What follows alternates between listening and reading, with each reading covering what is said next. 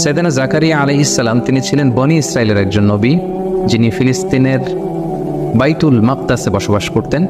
তিনি ইয়াহইয়া আলাইহিস সালামের পিতা ছিলেন এবং মারিয়াম আলাইহিস সালামের খালু ছিলেন, এবং পেশাগত দিক থেকে তিনি ছিলেন কাঠমিস্ত্রি। আল্লাহ রাসূল সাল্লাল্লাহু আলাইহি ওয়াসাল্লাম সুনানে ইবনে মাজার একটা বর্ণনায় তিনি বলেন যে কানা জাকারিয়া নাজ্জারান, অর্থাৎ আল্লাহ নবী সাইয়েদনা জাকারিয়া আলাইহিস সালাম তিনি ছিলেন পেশায় নাজ্জার, অর্থাৎ দাওয়াতি কাজের পাশাপাশি নবুয়তের পাশাপাশি তিনি কাঠের কাজ করতেন বা কাঠমিস্ত্রির কাজ করতেন। সাইয়েদনা জাকারিয়া আলাইহিস সালাম তিনি সাইয়্যিদাতুনা মারিয়াম আলাইহিস সালামের তত্ত্বাবধায়ক ছিলেন, অর্থাৎ তাকে তিনি লালন পালন করতেন। এই ঘটনাটা ঘটেছিল এভাবে, মারিয়াম আলাইহিস সালামের পিতার নাম ছিল ইমরান, যিনি বনি ইসরায়েলের অনেক বড় একজন ইমাম ছিলেন বা পাত্রী ছিলেন, আর তার স্ত্রী এর নাম ছিল হান্না বিনতে ফাখুস, আর তাদের পরিবারে এসেছে মহিয়সী নারী মারিয়াম আলাইহিস সালাম। হান্না বিনতে ফাখুস যখন গর্ভবতী তখন তিনি মানত করেছিলেন যে হে আল্লাহ, আমার গর্ভে যে সন্তান জন্মাবে আমি তাকে বাইতুল মাকদাসের জন্য ডেডিকেট করব। কিন্তু তিনি যখন বেবি ডেলিভারি করলেন তখন তিনি দেখতে পেলেন যে তিনি কন্যা সন্তান জন্ম দিয়েছেন। এই ঘটনাটি আল্লাহ তাআলা সূরাত আলী ইমরানে খুব চমৎকারভাবে বলেছেন যে ইয ক্বালাত ইমরাতু ইমরান রাব্বি ইন্নী নাযারতু লাকা মা ফি বাতনি মুহাররারান ফাতাকাব্বাল মিন্নি, অর্থাৎ হান্না বলেছিল হে আল্লাহ, আমার পেটে তুমি যে সন্তান দিয়েছো এটাকে আমি বাইতুল মুকাদ্দাসের জন্য মুক্ত করে দিলাম, দিয়ে দিলাম, সে বাইতুল মুকাদ্দাসের খাদেম হবে। ইন্নাকা আনতাস সামিউল আলিম, আল্লাহ তুমি সব শোনো, তুমি সব জানো। ফালাম্মা ওয়াদাআতহা, যখন তিনি ডেলিভারি করলেন বেবিটা, ক্বালাত রাব্বি ইন্নী ওয়াদাআতুহা উনসা, তিনি বললেন হে আল্লাহ, আমি তো কন্যা সন্তান প্রসব করেছি, কন্যা সন্তান দিয়ে আমি কিভাবে তাকে বাইতুল মুকাদ্দাসের খাদেম বানাবো। আল্লাহ তাআলা তখন বললেন যে ওয়াল্লাহু আ'লামু বিমা ওয়াদাআত, যে সে কি ডেলিভারি করেছে এটা আল্লাহ তাআলা খুব ভালো করেই জানে। ওয়ালাইসা যাকারু কাল উনসা, অর্থাৎ হে হান্না তুমি বিচলিত হয়েও না, তুমি এমন মেয়ে জন্ম দিয়েছো অনেক ছেলেরাও তার মতো হতে পারবে না। ওয়া ইন্নী সাম্মাইতুহা মারিয়াম, আর হান্না বলল আমি এই কন্যা সন্তানের নাম রেখে দিলাম মারিয়াম। ওয়া ইন্নী উঈযুহা বিকা ওয়া যুররিয়াতাহা মিনাশ শাইতানির রাজিম, আমি তাকে এবং তার যে অনাগত ভবিষ্যৎ প্রজন্ম আসবে তাদেরকে আমি শয়তানের দুষ্ট খোঁচা থেকে আল্লাহর কাছে পানাহে রাখলাম। ফাতাকাব্বালাহা রাব্বুহা বিকবুলিন হাসান, আল্লাহ তাআলা মারিয়ামকে কবুল করে নিলেন। ও আম্বাতাহা নাবাতান হাসানা, আর মারিয়ামের মা মারিয়ামকে লালন পালন করতে লাগলো। ওয়া কাফফালাহা জাকারিয়া, আর মারিয়ামকে দেখভালের দায়িত্ব নিল জাকারিয়া। তাহলে সূরাত আলী ইমরানের এই যে কয়েকটি আয়াত আমরা তেলাওয়াত করলাম, তার একেবারে শেষের দিকে আমরা যে তথ্যটি পেলাম সেটা হচ্ছে মারিয়াম আলাইহিস সালামকে দেখভালের বা তত্ত্বাবধানের কিংবা লালন পালনের প্রকৃত দায়িত্বটি পালন করেছেন বেসিকলি তার খালু জাকারিয়া আলাইহিস সালাম। কিভাবে তিনি এই দায়িত্বটি পেলেন? আমরা জানি যে মারিয়াম আলাইহিস সালামের পিতার নাম ছিল ইমরান, এবং তাদের ফ্যামিলির নামে আল্লাহ তাআলা কোরআনে একটা সূরা ডেডিকেট করেছেন সূরাত আলী ইমরান নামে।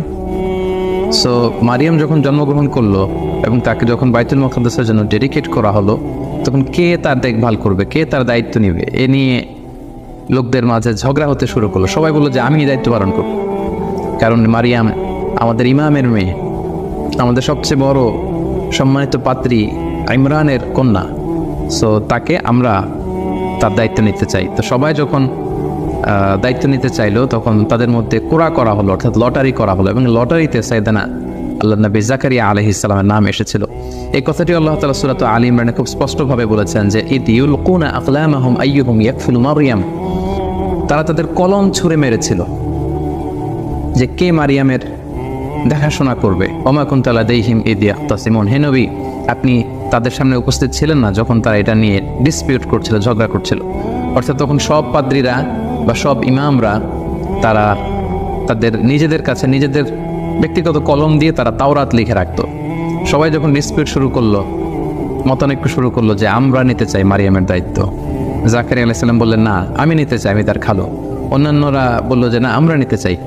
তখন তারা এই থিওরিতে ঐক্যমত্য হলো যে আমাদের প্রত্যেকের যে ব্যক্তিগত কলম আছে আমরা কলমগুলো ছুঁড়ে মারবো একসাথে, তার মধ্যে থেকে একটি কলম তোলা হবে, যার কলমটি তোলা হবে সেই মারিয়ামের তত্ত্বাবধানের দায়িত্ব নেবে। এবং দেখা গেল যে আল্লাহ নবী সাইয়েদনা জাকারিয়া আলাইহিস সালামের কলমটি সেখানে লটারিতে উঠে আসলো, ফলে তিনি দায়িত্ব পেলেন। কোনো মুফাসসিরিন ইকরাম এটা বলেছেন। আবার তাফসীরে ইবনে কাসিরে এসেছে যে তারা মনস্থির করলো যে প্রত্যেকের কলম, যে কলম দিয়ে তারা তাওরাত লিখে রাখে, প্রত্যেকের কলমকে জর্ডান নদীতে নিক্ষেপ করা হবে। যে কলমগুলো জর্ডান নদীর স্রোতে ভেসে যাবে তারা এই মহান দায়িত্ব পাবে না, বরং যার কলমটি স্রোতের বিপরীতে জর্ডান রিভারের মধ্যে ভেসে থাকবে তাকেই মারিয়াম আলাইহিস সালামের দায়িত্ব দেওয়া হবে। এবং সেক্ষেত্রেও কিন্তু দেখা গেল যে সাইয়েদানা জাকারিয়া আলাইহিস সালামের কলমটি স্রোতের বিপরীতে জর্ডান নদীর উপর ঠায় দাঁড়িয়েছিল এবং বাকি কলমগুলো কিন্তু স্রোতের পানিতে বা স্রোতের বানে এগুলো ভেসে গিয়েছিল, এবং এর মাধ্যমেও সাইয়েদানা জাকারিয়া আলাইহিস সালামের নামটি উঠে এসেছিল। ফলে আল্লাহ নবী জাকারিয়া আলাইহিস সালাম তিনি সাইয়্যিদাতুনা মারিয়াম আলাইহিস সালামের তত্ত্বাবধান বা তাকে রেয়ার আপ করা, তাকে লালন পালন করার দায়িত্বটি তিনি পেয়েছিলেন। সাইয়্যিদাতুনা মারিয়াম আলাইহিস সালাম তিনি বাইতুল মুকাদ্দাস ঝাড়ু দিতেন, পরিষ্কার পরিচ্ছন্ন করতেন, দেখভাল করতেন এবং সবসময় আল্লাহর ইবাদতে তিনি মশগুল থাকতেন। এবং তাকে দেখাশোনা করার জন্য জাকারিয়া আলাইহিস সালাম প্রায় বাইতুল মাকদাসে আসতেন, মারিয়াম আলাইহিস সালামের খোঁজ খবর নিতেন, দেখভাল করতেন। একদিন তিনি মারিয়ামের কাছে এসে দেখলেন যে অমৌসুমী কিছু ফল, অর্থাৎ শীতকালে এসে দেখলেন যে গ্রীষ্মকালীন ফল, প্রচণ্ড শীত তখন বাইতুল মুকাদ্দাসে। তিনি এসে দেখলেন যে গ্রীষ্মকালে যে ফলগুলো প্যালেস্টাইনে পাওয়া যায় এই ফলগুলো মারিয়ামের কাছে। তিনি দেখে তো অবাক হলেন, এবং এই কথাটি আল্লাহ তাআলা খুব চমৎকারভাবে সূরা আলে ইমরানে উল্লেখ করেছেন। আল্লাহ তাআলা বলছেন, কুল্লামা দাখালা আলাইহা জাকারিয়াল মিহরাবা ওয়াজাদা ইনদাহা রিজকা। যতবারই জাকারিয়া আলাইহিস সালাম মেহরাবে ওখানে যেতেন মারিয়ামকে দেখার জন্য, তিনি যে দেখতেন যে মারিয়ামের কাছে এক ডালি ফল। ক্বালা ইয়া মারইয়ামু আন্না লাকি হাযা। তিনি প্রশ্ন করলেন যে মারিয়াম, এই ফল তুমি কোত্থেকে পেলে? এটা তো সামারের ফল, সামার সিজনের ফল, এই প্রচণ্ড উইন্টার সিজনে এই ফল তোমার এখানে কে দিয়ে গেল? তুমি কোত্থেকে জোগাড় করলে? ক্বালাত হুয়া মিন ইনদিল্লাহ। মারিয়াম আলাইহিস সালাম বললেন যে খালু, এটা আল্লাহর পক্ষ থেকে এসেছে। সুবহানাল্লাহি বিহামদি। ইন্নাল্লাহা ইয়ারযুকু মান ইয়াশাউ বিগাইরি হিসাব। আর আল্লাহ তাআলা যাকে চান তাকে বিগাইরি হিসাব, কোনো হিসাব ছাড়া তাকে রিজিক দিয়ে থাকেন। তো জাকারিয়া আলাইহিস সালাম এই দৃশ্যটি দেখে তিনি খুব অবাক হয়েছেন। এবং ইন্টারেস্টিংলি জাকারিয়া আলাইহিস সালাম কিন্তু নিঃসন্তান ছিলেন, তিনি বয়োবৃদ্ধ ছিলেন, ওনার ঔরসে কোনো সন্তান আসে। তো ওনার যখন কোনো সন্তান নেই, ঠিক ওই মুহূর্তে উনি যখন দেখতে পেতেন যে মারিয়ামের কাছে অমৌসুমী কিছু ফল, এই মৌসুমে তো এই ফল পাওয়ার কথা না, এই দৃশ্য দেখে ওনার ভগ্ন হৃদয়ে আবার আশার সঞ্চার হলো। তিনি ভাবলেন যে আল্লাহ তাআলা মারিয়ামকে শীতকালে গ্রীষ্মকালীন মৌসুমী ফল খাওয়াতে পারে, সে আল্লাহ তাআলা তো চাইলে আমাকেও এই পুরো বয়সে, আমার এই বার্ধক্যের সময় আমাকে তো আল্লাহ তাআলা সন্তান দিতে পারেন। বেসিকলি মারিয়াম আলাইহিস সালামের সেই ফলের ডালি দেখে তিনি তার মনের কোনায় আশার সঞ্চার হলো, তিনি ইন্সপায়ার্ড হলেন, মোটিভেটেড হলেন। তিনি আল্লাহ তাআলার প্রতি আরও ভরসা বাড়ালেন। তিনি মনে মনে ভাবলেন যে আমার আল্লাহ তাআলার কাছে আমি চাইবো, এবং চাইলে তিনি আমাকে সন্তান দিতে পারেন। মারিয়াম আলাইহিস সালামের এই দৃশ্য দেখে ইন্সপায়ার্ড হয়ে আল্লাহ তাআলার কাছে দোয়া করলেন। তিনি বললেন, রব্বি হাবলি মিন লাদুনকা যুররিয়াতান তাইয়্যিবা, অর্থাৎ হে আল্লাহ, আপনি আপনার পক্ষ থেকে আমার জন্য পবিত্র সন্তান দান করুন। খুব কায়মনোবাক্যে, একনিষ্ঠভাবে, সিনসিয়ারলি তিনি দোয়াটা করলেন। সূরা আম্বিয়াতে এসেছে তিনি দোয়া করেছেন, রব্বি লা তাযারনি ফারদা ওয়া আনতা খায়রুল ওয়ারিসিন, অর্থাৎ হে আমার রব, আপনি আমাকে নিঃসন্তান বানিয়ে রাখবেন না, আপনি আমাকে একা বানিয়ে রাখবেন না, আপনি আমাকে উত্তম উত্তরাধিকারী দান করুন। এবং সূরাত মারিয়ামে এসেছে যে ইযনাদা রাব্বাহু নিদাআন খাফিয়া, তিনি চুপি সারে চুপি চুপি আল্লাহর কাছে কেঁদে কেঁদে দোয়া করলেন। দোয়ার ভাষাটা কেমন ছিল আমরা যদি একটু দেখি, যে কি প্রাঞ্জল, কি লালিত্যপূর্ণ শব্দ দিয়ে তিনি দোয়া করেছেন। তিনি বলেছেন, ক্বালা রাব্বি ইন্নী ওয়াহানাল আযমু মিন্নি, অর্থাৎ হে আল্লাহ, আমার দেহের হাড়গুলো, অস্থিগুলো দুর্বল হয়ে গিয়েছে। ওয়াহানাল আযমু মিন্নি, আমার হাড় দুর্বল হয়ে গিয়েছে। ওয়াশতাআলা রাসু শাইবা, আমার চুলের শুভ্রতা প্রকাশ পেয়েছে, মানে সাদা চুল হয়ে গিয়েছে সাদা, আমার দেহে শক্তি নেই, বার্ধক্যের ভারে আমি নুজ্জ প্রায়। ওয়ালাম আকুম বিদুআইকা রাব্বি শাকিয়া, কিন্তু হে আমার রব, তোমার কাছে চেয়ে আমি তো কখনো হতভাগা হইনি, আমি যখনই চেয়েছি তুমি দিয়েছো অঢেল। ওয়া ইন্নী খিফতুল মাওয়ালিয়া মিন ওয়ারাই, আমার পরে আমার যে আত্মীয় স্বজন আছে তারা আমার এই দাওয়াতি কাজের এই পরম্পরা তারা বজায় রাখতে পারবে না, আমি ভয় পাচ্ছি, আশঙ্কা করছি তাদের ব্যাপারে, আমার ভাতিজা, আমার ভাগিনা, আমার অন্যান্য আত্মীয়দের ব্যাপারে। ওয়া কানাত ইমরাআতি আকিরা, আর আমার স্ত্রী হচ্ছে বন্ধা, সন্তান জন্মদানে সে অক্ষম। ফাহাবলি মিন লাদুনকা ওয়ালিয়া, হে আল্লাহ, আপনি আপনার বিশেষ করম এবং ফজল আপনার পক্ষ থেকে আমার জন্য একজন ওয়ালি গার্ডিয়ান বা সন্তান নির্ধারণ করুন। এবং সুবহানাল্লাহি বিহামদি, আল্লাহ তাআলা সাইয়েদনা জাকারিয়া আলাইহিস সালামের এই কায়মন বাক্যে করা দোয়াকে তিনি কবুল করে ফেললেন। উনি অত্যন্ত বার্ধক্যের ভারে নুজ্জ ছিলেন, বয়স্ক ছিলেন, ওনার স্ত্রী ছিল বন্ধা, কিন্তু আল্লাহ তাআলা বললেন ফাস্তাজাবনা লাহ, আমি তার দোয়া কবুল করলাম, তার ডাকে সাড়া দিলাম। ওয়া ওয়াহাবনা লাহু ইয়াহইয়া, আর তাকে আমি একটা সন্তান দিলাম যার নাম হচ্ছে ইয়াহইয়া। ওয়া আসলাহনা লাহু যাওজা, আর তার স্ত্রীকে আমি সন্তান দানে সক্ষম বানালাম। সুবহানাল্লাহি বিহামদি। এবং এই সুসংবাদটা, এই গ্ল্যাড টাইডিংসটা এসেছিল তখন যখন তিনি বাইতুল মাকদাসের মেহরাবে দাঁড়িয়ে সালাত আদায় করছিলেন। আল্লাহ তাআলা বলছেন ফানাদাতুল মালাইকাতু ওয়া হুয়া কাইমুন ইউসাল্লি ফিল মিহরাব। মেহরাবে যখন তিনি নামাজ আদায় করছেন, হঠাৎ ফেরেশতাদের এক দল এসে বলল যে glad tidings for you, Zakaria তোমার জন্য সুসংবাদ, আন্নাল্লাহা ইউবাশশিরুকা বিয়াহইয়া, আল্লাহ তাআলা আপনাকে ইয়াহইয়ার সুসংবাদ দিচ্ছেন। ইয়াহইয়া নামে একজন সন্তান আল্লাহ তাআলা আপনাকে দিবেন। তিনি তো অবাক হয়ে গেলেন। তিনি বললেন ক্বালা রাব্বি আন্না ইয়াকুনু লি গুলাম, আল্লাহ আমার সন্তান হবে কিভাবে? ওয়া কানাত ইমরাআতি আকির, আমার স্ত্রী তো বন্ধা, এটা পরীক্ষিত, এটা প্রমাণিত হয়েছে যে সে সন্তান জন্ম দিতে পারবে না। আর ওয়াকাদ বালাগতু মিনাল কিবারি ইতিয়া, আর আমি তো বার্ধক্যের একেবারে শেষ মাথায় পৌঁছে গিয়েছি। ক্বালা কাযালিক, আল্লাহ বললেন এভাবেই, it's very easy for me. ক্বালা রাব্বুকা হুয়া আলাইয়া হাইয়িন, আল্লাহ বললেন যেটা আমার জন্য খুবই সিম্পল, এটা খুবই সহজ একটা ব্যাপার আমার কাছে। ওয়াকাদ খালাকতুকা মিন ক্বাবলু ওয়া লাম তাকু শাইয়্যা, হে জাকারিয়া আমি তো তোমাকে সৃষ্টি করেছি যখন তুমি কিছুই ছিলে না। অস্তিত্বহীনতা থেকে তোমাকে আমি অস্তিত্বে যে আল্লাহ আনতে পারলাম, সে আল্লাহ তুমি বৃদ্ধ হতে পারো, তোমার স্ত্রী বন্ধা হতে পারে, তোমাদেরকে কি আমি সন্তান দিব না বা দিতে পারবো না? অবশ্যই দিতে পারবো, আল্লাহ তাআলার পক্ষে এটা সহজ। ক্বালা রাব্বি জাআলনি আয়া, জাকারিয়া আলাইহিস সালাম বলেন আল্লাহ তাহলে আপনি একটা সাইন দেন আমাদেরকে, একটা নিদর্শন দেন, কিভাবে বুঝবো যে আমাদের সন্তান হবে? লোকেরাও বা কিভাবে বুঝবে? ক্বালা আয়াতুকা আল্লা তুকাল্লিমান নাসা সালাসা লায়ালিন সাবিয়্যা, আল্লাহ বলেন তোমার নিদর্শন হচ্ছে সামনের 3 দিন তুমি আর কথা বলতে পারবে না, তোমার কথা বলার শক্তি আমি কেড়ে নিলাম, তুমি চুপ থাকবে 3 দিন। ইশারা ইঙ্গিতে কাজ করতে হবে, এবং সেটাই হলো। তিনি তারপরের 3 দিন কথা বললেন না। বনী ইসরাইলের যারাই এসেছে তাদেরকে তিনি আকারে ইঙ্গিতে আল্লাহর তাসবিহ তাহলিল করতে বললেন। সুবহানাল্লাহি বিহামদি। ঠিক এভাবেই আল্লাহ তাআলা সাইয়েদনা জাকারিয়া আলাইহিস সালামের মনোবাঞ্ছনা তিনি পূরণ করেছেন, তার হৃদয়টাকে আল্লাহ তাআলা সিক্ত করেছেন, তার দোয়াকে আল্লাহ তাআলা কবুল করেছেন। এবং সেটা ঘটেছে কিভাবে? ওই যে মারিয়াম আলাইহিস সালামকে তিনি ফল খেতে দেখেছেন, যে এই ফল ওই টাইমে পাওয়া যায় না, তিনি মোটিভেটেড হলেন যে মারিয়ামকে আল্লাহ যদি এটা করতে পারে, আমি আল্লাহর কাছে চাইলে আল্লাহ আমাকে কেন দিবে না? সুবহানাল্লাহি ওয়া বিহামদিহি। আল্লাহ তাআলা তাকে সন্তান দান করলেন, তার নাম হচ্ছে ইয়াহইয়া। এবং ইয়াহইয়া আলাইহিস সালামের ব্যাপারে আমরা পরবর্তী এপিসোডে শুনবো ইনশাআল্লাহ। সাইয়েদনা জাকারিয়া আলাইহিস সালামের দাওয়াতের ব্যাপারে যদি আমাদের কথা বলতে হয়, তাহলে কোরআনের দিকে তাকালে আমরা দেখি যে ওনার দাওয়াতের ব্যাপারে স্পেসিফিকলি আল্লাহ তাআলা কোনো কথা কোরআনে তিনি বলেননি। তবে আমরা জানি যে পৃথিবীর সব নবীরা তাওহীদের দাওয়াত দিয়েছেন, একত্ববাদের দাওয়াত, ওয়াননেস অফ গড, পৃথিবীতে স্রষ্টা যে একজন, এটার দাওয়াত দিয়েছেন। সব নবীরা রিসালাতের দাওয়াত দিয়েছেন, যারা বাণীবাহক বা বার্তাবাহক হয়ে পৃথিবীতে এসেছেন তারা নিজেদেরকে রাসূল বলে প্রমাণ দিয়েছেন। এবং সবশেষে পৃথিবীর প্রত্যেক নবীরা দ্য লাইফ আফটার ডেথ, মৃত্যুর পরে যে আমাদের হেয়ার আফটার, আমাদের আখিরাত, the day of judgement, the day of accountability, এই আখিরাতের কনসেপ্ট কিন্তু পৃথিবীর প্রত্যেক নবীরা তার বা তাদের উম্মতদের সাথে শেয়ার করেছেন। সো এ থেকে আমরা এটা বলতেই পারি যে সাইয়েদনা জাকারিয়া আলাইহিস সালামও এর ব্যত্যয় করেননি, এর বিপরীত করেননি। তিনিও তার উম্মতদেরকে তাওহীদের দাওয়াত দিয়েছেন, রিসালাতের দাওয়াত দিয়েছেন এবং আখিরাতের দাওয়াত দিয়েছেন।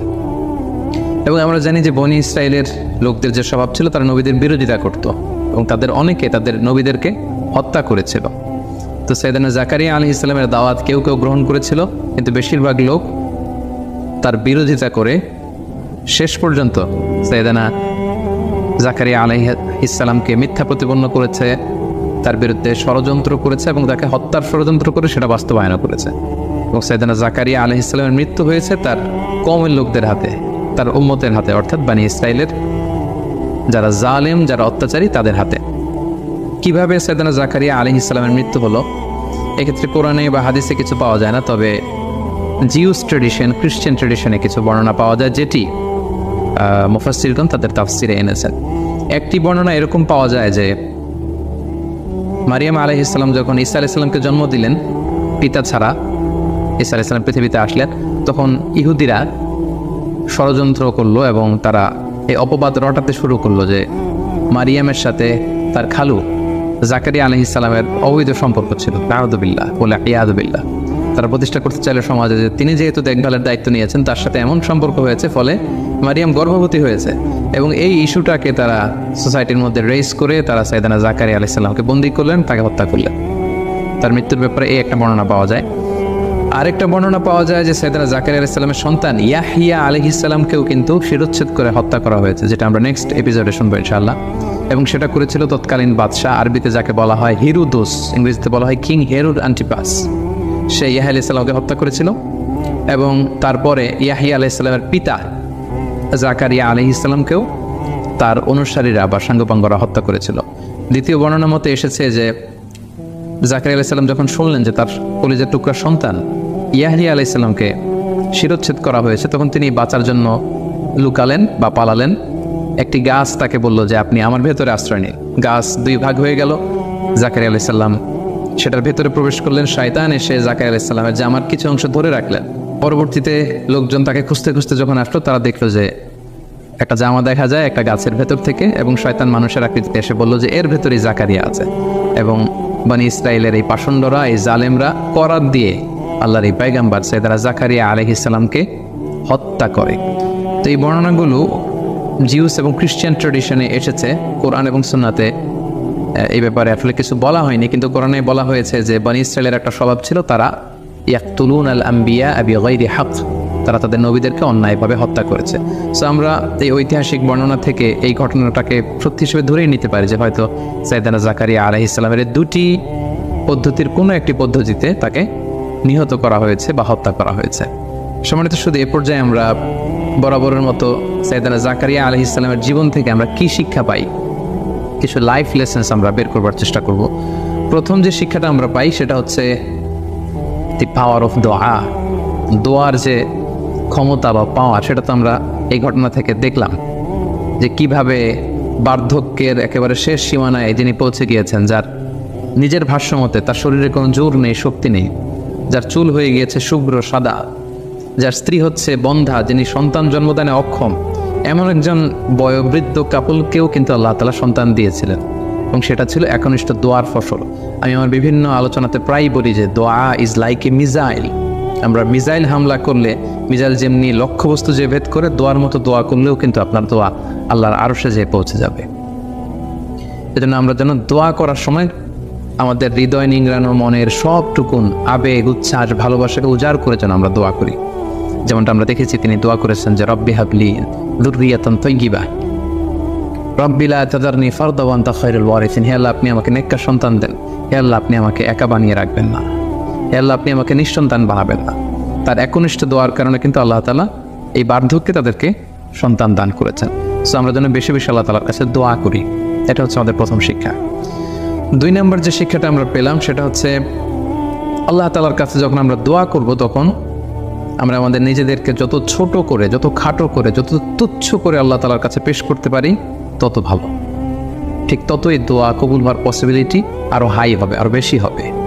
নিজের সকল দুর্বলতাকে আল্লাহর সামনে প্রকাশ করা, নিজেকে ছোট করা। আমরা যদি দেখি যে সাইয়েদানা জাকারিয়া আলাইহিস সালাম এটাই বলেছেন যে আল্লাহ, আমার হাড়ের ভেতরে অস্থি নেই, মজ্জা নেই, আমার চুল হয়ে গিয়েছে সাদা, আমার স্ত্রী হয়েছে বন্ধা। আল্লাহ, আমাদের তো কোনো ক্ষমতা নেই, আমাদের সন্তান হওয়ার কোনো পসিবিলিটিই নেই স্বাভাবিক পদ্ধতিতে। কেবলমাত্র তুমি যদি বিশেষ রহমতে, বিশেষ কর্ম এবং ফজলে আমাদের সন্তান দাও, তবেই আমরা সন্তান পেতে পারি। তার মানে নিজেকে দোয়াতে ছোট করতে হয়, এবং হাদিসে এসেছে যে দোয়াতে কাঁপতে হয়, নিজেকে ছোট করতে হয়, এবং অনুতপ্ত বান্দার চোখের পানির ফোঁটা আল্লাহর কাছে খুব প্রিয়। আমরা যদি রাসূলুল্লাহ সাল্লাল্লাহু আলাইহি সাল্লামের জীবনের দিকে তাকাই, সেক্ষেত্রেও দেখব তিনি দোয়াতে নিজেকে ছোট করতেন। তিনি বলতেন আল্লাহুম্মা ইন্নী আবদুক, হে আল্লাহ, আমি আপনার গোলাম। অবনু আবদি, গোলামের ঘরের গোলাম, মানে আমার পিতা আব্দুল্লাহ তিনিও আপনার গোলাম, আমিও গোলাম, আমার বাবাও গোলাম।